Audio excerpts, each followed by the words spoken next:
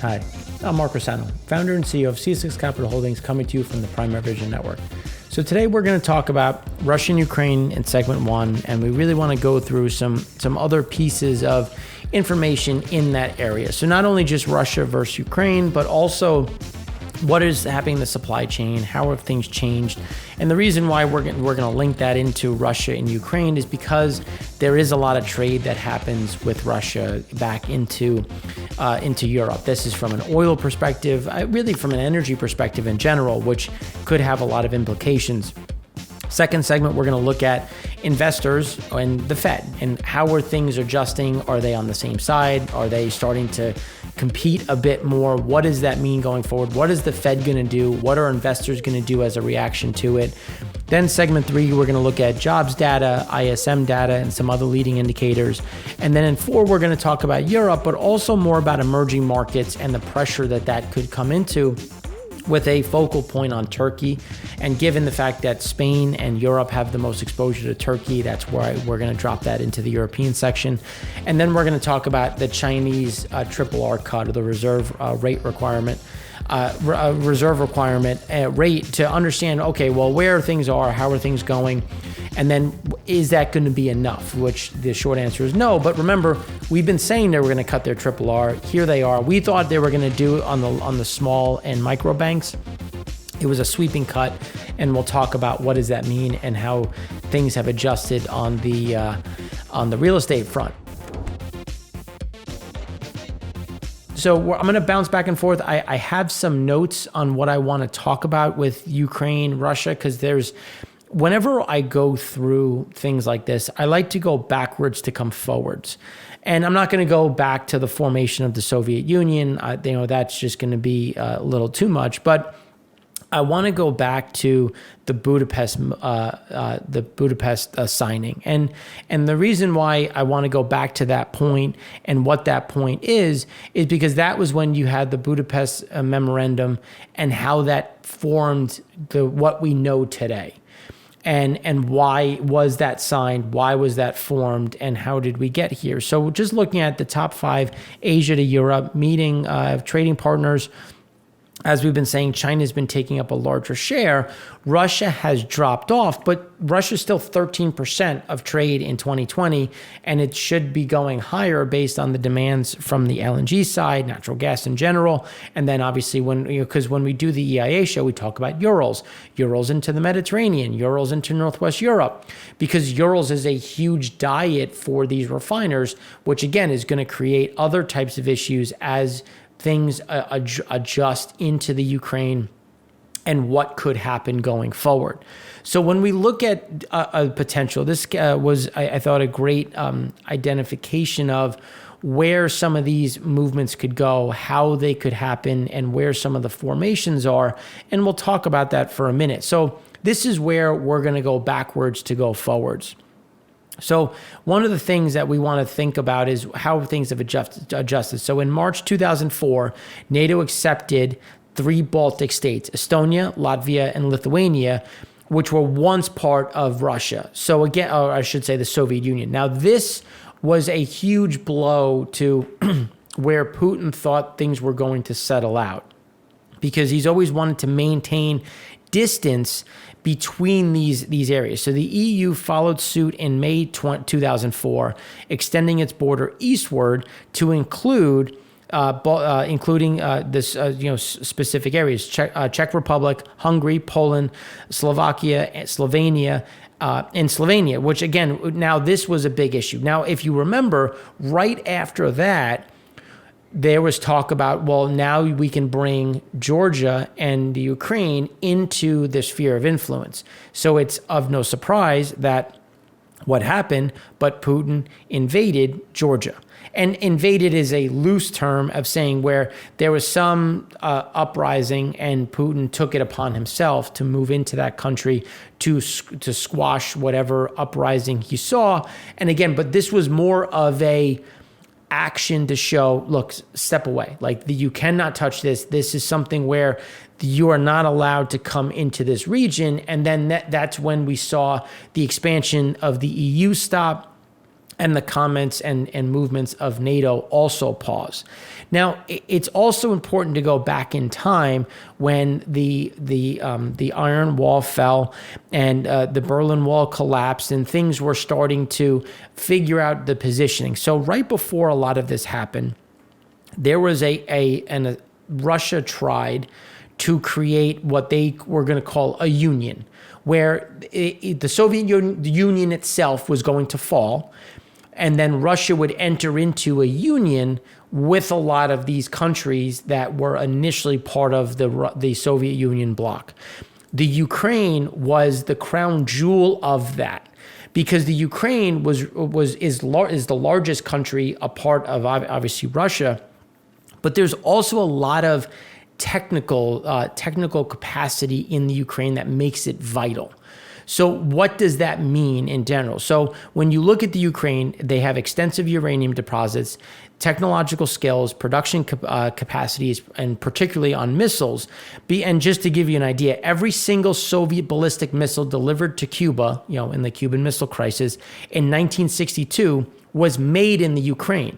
So when Russia moved into Crimea, a lot of Russia's missiles were still made in the Ukraine. So they opened up some fairly sizable trade over the different periods of time. So that was something to be considered, and that was why it was interesting to see that move, because obviously the Ukraine stopped selling missiles to Russia after that happened. But now when you think back to 1992, so Moscow and Kiev clashed over the Black Sea Fleet. How is that going to, as it's based in Sevastopol, so how is that going to be divided? And that dispute kept going. It dragged on for years. And then as tensions continued to move up, the Ukraine parliament began making new demands in exchange for giving up the formerly Soviet missiles. And what does that mean? Well, when Ukraine was created, they became the third largest nuclear power, because they inherited 1,900 nuclear missiles. Now, while they didn't have the technical control over them, they physically held them. Now, the U.S. was panicking, because the U.S. was like, we can't have an unstable country with 1,900 missiles. So there was a push by George Bush Sr.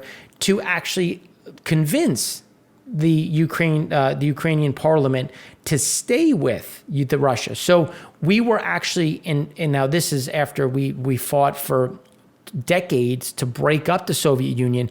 Now we're asking the Ukrainian parliament to vote to stay within the new Russian Union, which is obviously didn't happen.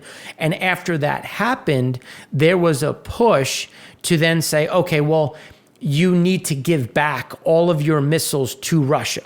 And because our view was we would rather have these missiles controlled in one entity versus worrying about the Ukraine itself.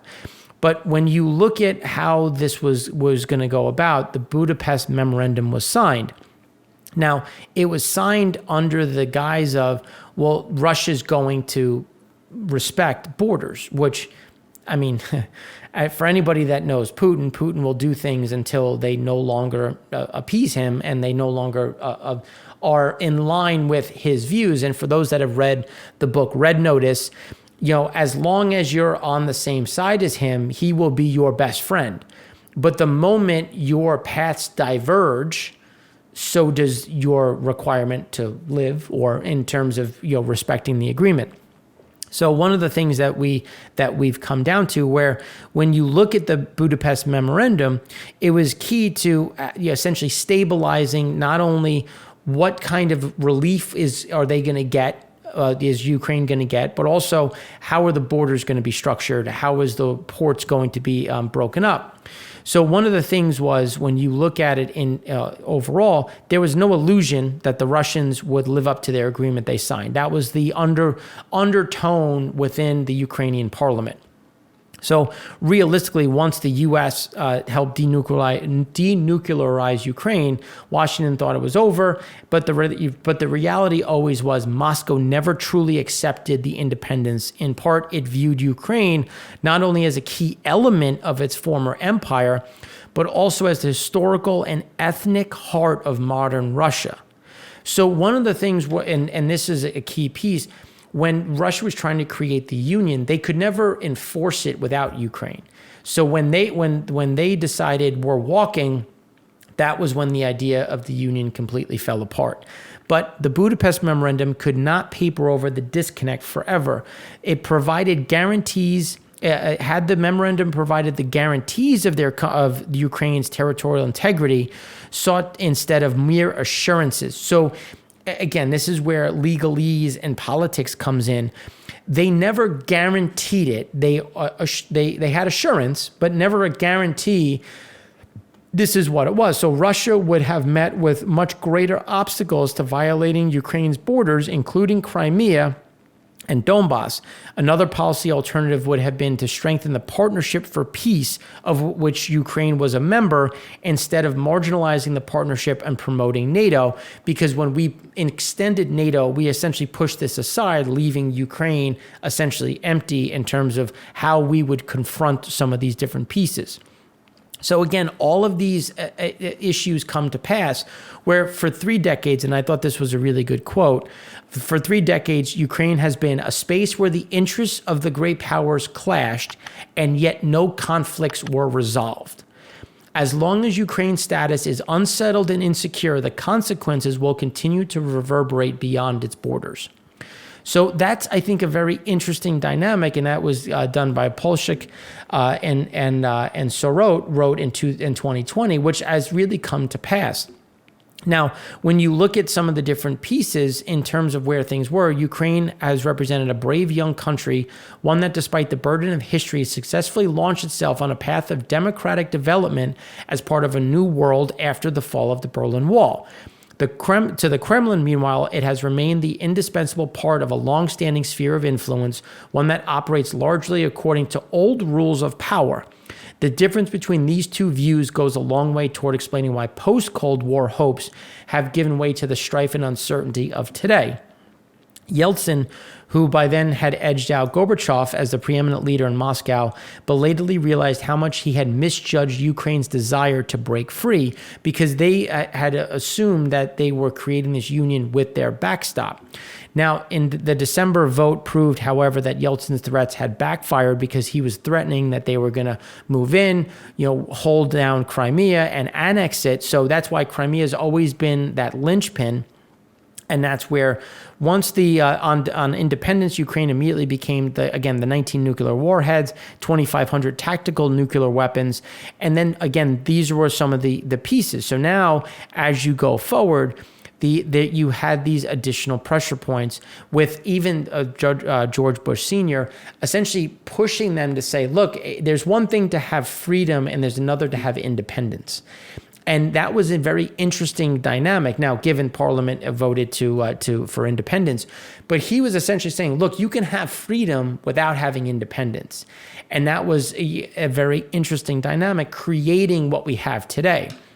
So now, coming back to this chart, you can see the different pieces of which the Ukraine is finding itself. Now, before 2014, there was a significant amount of corruption.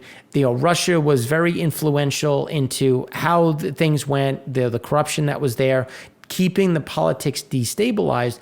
But post-2014, there was a significant amount of protests.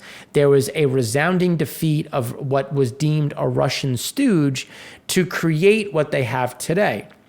Now, when you look at when they came in to take Crimea, the military was very disorganized. There wasn't a significant amount of capacity, if you will, and resolve to meet them head on. But since then, there has been a significant change in the way the military is organized, in the assets that are there. The U.S. and NATO in general has said, for the most part, they will not step into the Ukraine. They will give intelligence, they will give equipment, they will give training, but they will not put anyone on the front line. And the Ukraine wants military assets there of what would be deemed a trip force. And a trip force is it stops aggression, or it stops the movement, because if you were to kill a soldier of Germany, France, US. That would then trigger a much bigger response, which is why, again, a trip force. So we've done everything but placing that into the different structures, again, trying to minimize our underlying involvement. But you're seeing those pressures increase because Belarus and the Ukraine have always had a fairly open trading agreement, which is why they've fallen just short of recognizing Crimea as a part of Russia. The wording, and this is where politics gets fun, the wording has been subtly shifting to be more aggressive, which has put the Ukraine and Belarus at greater odds. And there's a likelihood that Russia and Putin is guaranteeing Belarus more assurance, more equipment, more support against Poland and moving some of these pressure points into the EU if they formally recognize Crimea. So one of the key pieces is this southern part is connecting essentially what would be a key warm water port in the Black Sea. And that's where the U.S. has moved some of our equipment and on a destroyer, doing a normal pass under the flag of NATO. And so you're starting to see the U.S. position a bit more aggressively, but we've fallen short of what we would do. Now, remember back in 2018, 2019, when Russia had previously put equipment and military assets on this area, they had said, look, games are over, the exercises are done, and sent everybody home. So now are they going to do that this time? And when you look at where Russia is in terms of Nord Stream 2, in terms of natural gas going into Europe, Europe needs Russia. There's nothing they can do without Russia. They cannot replace Urals. They cannot replace natural gas. That they could from the U.S., but obviously it would be an LNG. It wouldn't be piped. So and they've banned the development of natural gas in Germany, Poland, and the Ukraine. If you just were to look at where oil and gas assets sit, so they need Russia. So how aggressive can they get supporting the Ukraine without impacting their interests outside of it? And that's where this gets very complicated very quickly. Russia is more concerned about China than they are about NATO. And maybe I'm misreading that. Maybe Putin sees NATO as a greater threat than we do. Or we should, in terms of where they sit. And you have to think of it from their perspective. But we've been trained, and again, whether this is right or wrong, that NATO is a protective force. It's not an aggressive force. It was never meant to go in and take an asset, but really to protect an asset and stop the spread of communism within the European theater. So we don't really look at it as an aggressive force, but as rather keeping the status quo. Now, that doesn't mean that is the perception on the Russian side, and maybe we're incorrect. Again, there's three sides to a story: our side, their side, and then the truth. So it's a matter of positioning, but Russia is going to need help on the front of what's happening with China, what's happening going north from China into Russia. And again, there's a lot of pressure points, but if you think about Russian history, the greats, the different great czars of the time were recognized for the land they added, not the peace they kept. And so when you think about how Putin wants to be remembered, this would be a crowning jewel as he fades, or you would think he fades into the background. But he came to power in a very clandestine way of guaranteeing Yeltsin's retirement and moving in. And again, there's a lot of things behind this. But the U.S. and Russia will always be aligned when you look at China, and will always be at odds when you look at the Ukraine. And the same can be said throughout World War II. But that's where these conflicts come in, because there's been talk of, they'll move on the Ukraine the same time China moves on Taiwan. Well, China doesn't really have the capacity right now to move on Taiwan. And in segment 5, we're going to talk about U.S. trade with Taiwan and why that's so important. But when you look at the positioning of some of these assets, you're looking at Russian troop movements near Ukraine, how things have been cleared, where assets are being built up. And this is really within a stone's throw of the northeast Ukrainian border. So again, this is a quick move to Kyiv, which would be a devastating blow because they would try to move fast and really blitz into the country and try to create a more aggressive movement. So this view, and this is looking at phase 1, phase 2, phase 3. Phase 1 would come into the south, connect a land bridge between Crimea and Sevastopol, and really connecting those two, blocking off a significant amount of trade of the Ukraine. And then you could create a clear, what's the word I'm looking for? A clear stopping point for Odessa, because Odessa is what Ukraine uses going a blockade. There you go. It would create an effective blockade across Ukraine, cutting them off from the Black Sea, cutting them off from aid coming up and through. So phase 1 would cut this out and then really come in and put pressure on where the Maldives are, where Romania is. But you would also then create a stopping point. So it's unlikely that you would get a front view coming through. I would say, just looking at this, if I'm planning this, it would be phase 1 and phase 3 would happen together, because you would then be able to essentially cordon off, and then if you wanted to, have them meet in the center and cut off a significant part, and then you could enact phase 2 and you could attack from the rear as well as from the front. And that would then essentially squeeze, enabling for a large capture of assets. And again, you would also lock down a lot of manufacturing and a lot of these different pieces.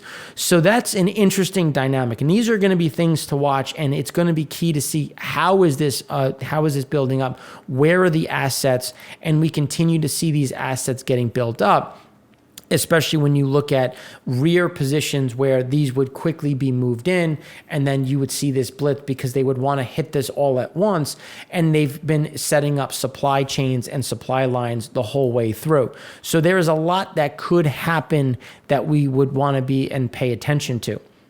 So now when you think about what the issues are there, this comes back to we continue to have container ship and supply chain issues. So why are we talking about this in the same breath as when we're talking about Russia and the Ukraine? Because the supply issues are not just a U.S. problem, but also a European problem. How much of these assets come from the Eastern Europe? How much of this is going to be reliant on continuing to get natural gas coming from Russia into this region? And again, the U.S., this is looking at the way it's being calculated. We're seeing loitering and slow steaming further offshore, which means that they're not recognized as anchored or loitering within a specific zone, because that's where you have zones in what you're deemed. So as you push them out, there's still a significant amount of problems in the supply chain. It's just being counted differently, and that is happening around the world. And slow steaming is, instead of running at 14 knots, you're going to run at 10. Or, instead of running at 16, you run at 12. And this is a means of, you slow the burn of diesel or marine gas oil, and instead you take longer times to get there. So then when we look at how is this implicated overall, well, chip shortages are eroding global smartphone sales. But we already know how it's impacted Germany's key auto industry and manufacturing. So you're looking at some of the weakness that has come in, and now it's hitting smartphone sales. Apple has shut down one of their facilities because they can't operate it. So autos not only the areas, global smartphone shipments fell 6.8% year over year in the third quarter, weakest Q3 since 2014, as retailers and manufacturers remain under pressure, and as far into 2022, which again is going to keep these pressure points, which is when you start looking at, well, how do we adjust this? Well, and it's moderating U.S. goods demand should lower goods inflation. And that can be said everywhere in terms of what is the expenditure. But look at where the US is in OECD countries versus other areas. Europe is rising on that scale. So when you think about demand prices, so if demand comes down, if there's a bigger impact with Russia, this is going to impact the European Union even more in terms of trying to get some of these pressure points out.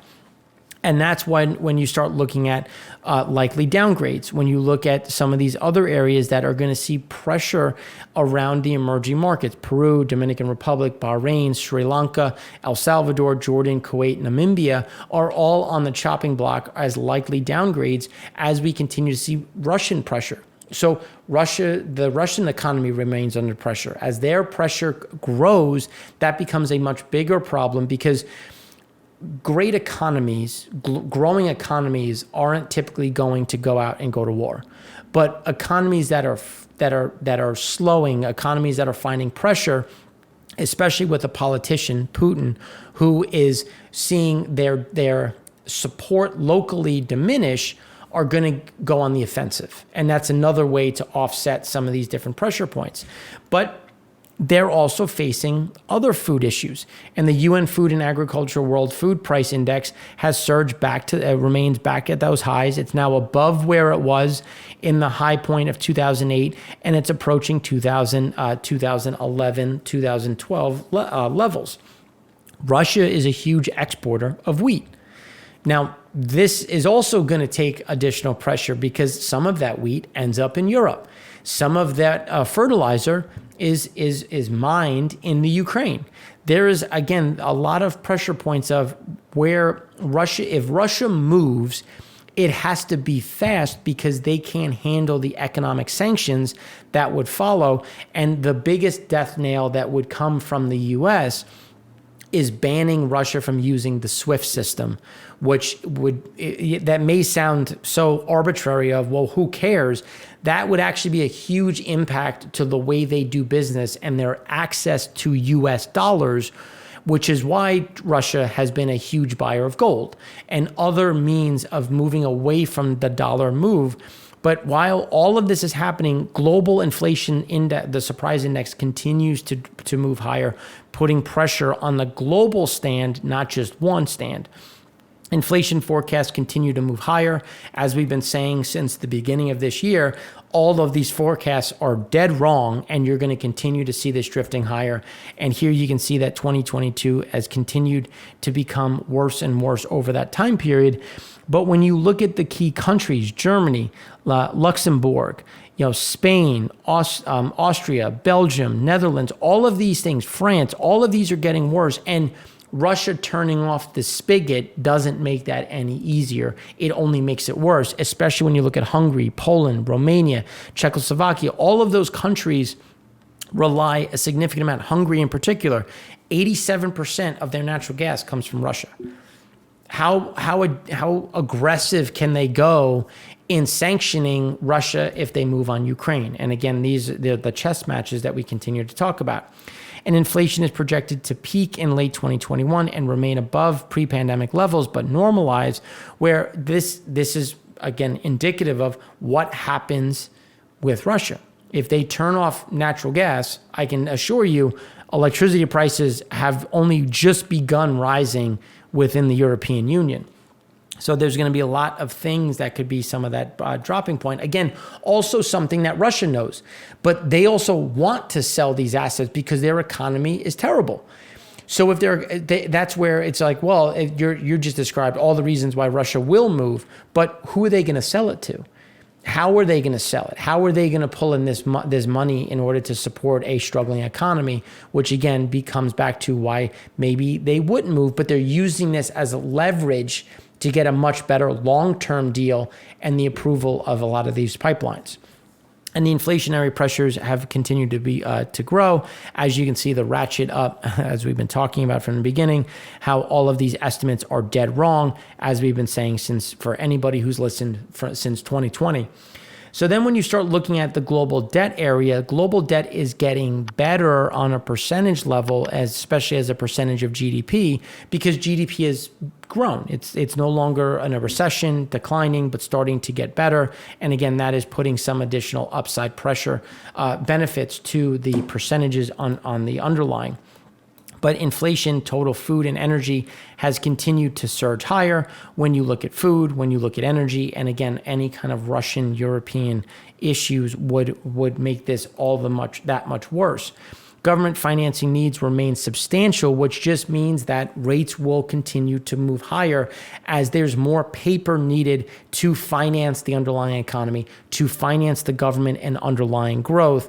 And that's going to keep pressure on. So even though GDP, debt levels may flatline, they're not going to go down. They're going to stay elevated. And if we get any type of slowdown, especially like we're thinking in 2022, those numbers will get worse again.